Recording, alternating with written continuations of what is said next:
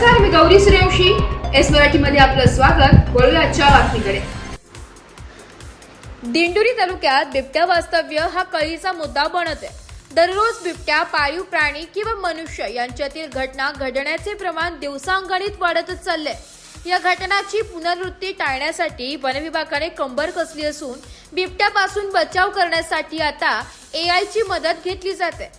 यासाठी नाशिक जिल्ह्यात सर्वात प्रथम या तंत्रज्ञानाचा वापर सुरू करण्यात आला असून निळवंडी येथील वाघाड कालव्याच्या लगत असलेल्या वाघमारा शिवारात तर दुसरा वनरवाडी येथील डमाले शिवारात AI leopard detection warning alarm सिस्टीमचा जुन्नर नंतर आता नाशिक जिल्ह्यात दिंडोरी तालुक्यात प्रयोग तत्वावर प्रयोग सुरू करण्यात आला असून हा प्रयोग यशस्वी झाल्यास बिबट्यापासून होणारे हल्ले व जीवितहानी टाळण्यासाठी मोठी मदत होणार आहे. काय आहे AI leopard detection warning alarm system?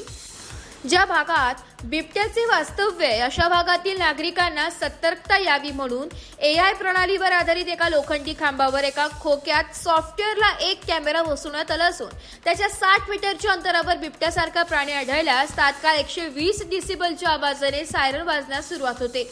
हा आवाज शांत वातावरणात 2 किलोमीटर पर्यंत जाऊ शकतो. असं असल्याने या भागातील सर्व नागरिक सतर्क होऊन संभाव्य धोका कमी होऊ शकतो. या मशीनला तब्बल 1 लाखापेक्षा जास्त बिबट्याच्या इमेज देण्यात आल्या. केवळ बिबट्याचा अवयव समोर आल्यावरच हा सायरन वाजणार आहे. AI leopard detection warning alarm सिस्टीमचा प्रायोगिक तत्वावरील प्रयोग दिंडोरी तालुक्यातील निळवंडी व वनारवाडी या भागात लावण्यात आला असून याचा फायदा नागरिक व बिबट्या यांच्यातील संघर्ष कमी होण्यासाठी होईल. हा प्रयोग यशस्वी झाल्यास अजून मशीन लावले जातील असे वनसंरक्षक पूर्व विभाग नाशिक संतोष सोनवणे यांनी सांगितलंय. AI leopard detection warning alarm system मधील या गोष्टींवर सुधारणा होणे गरजेचे आहे. या सिस्टीमची रेंज 60 मीटरच्या आसपास असून ही किमान 100 पेक्षा अधिक असावी, कारण इतके अंतर पार करण्यासाठी बिबट्याला काही सेकंद लागतात. म्हणजे माणूस सावध होण्याच्या आत तो किती पण अंतर जाऊ शकतो. थर्मल सेन्सिटिव्हिटी असावी, म्हणजे झाडे, भिंत, शेताचे बाण या पलीकडील सेन्स अचूक असावा. लाईटवर असणारी ही सिस्टीम लाईट गेल्यानंतर किमान 10 तास तरी सुरू राहावी.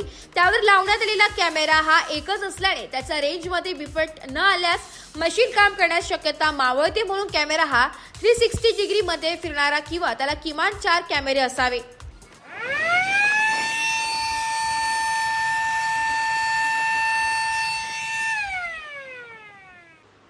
एस मराठी न्यूज दिंडोरी प्रतिनिधी दिंडोरी.